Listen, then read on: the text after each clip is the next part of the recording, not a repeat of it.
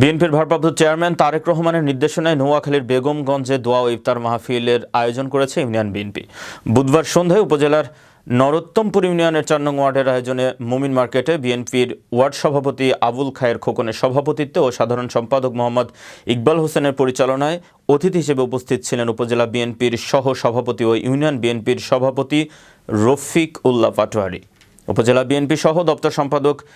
Union বিএনপির সাধারণ সম্পাদক জামাল উদ্দিন, উপজেলা বিএনপির সদস্য ও ইউনিয়ন বিএনপির সিনিয়র সহ সভাপতি মামুনুর রশিদ মামুন, উপজেলা বিএনপির প্রশিক্ষণ বিষয়ক সম্পাদক সাইফুল ইসলাম, উপজেলা ছাত্রদলের সভাপতি মোহাম্মদ জাহিদ হোসেন রুবেল, ছাত্রদলের সাবেক সহ সভাপতি ফজলুল হক মুন্না। এ সময় আয়োজকবৃন্দের সাথে উপস্থিত ছিলেন উপজেলা যুবদলের সদস্য সুমন মিয়া, ওয়ার্ড বিএনপির সভাপতি জাকের হোসেন, যুগ্ম আহ্বায়ক খোরশেদ আলম সুজন, ওয়ার্ড বিএনপির নেতা কাউসার আহমেদ, মোহাম্মদ কবির, আয়াতুল্লাহ, ওয়ার্ড যুবদলের সভাপতি সোলেমান সোহাগ, সাধারণ সম্পাদক মোহাম্মদ আব্দুল,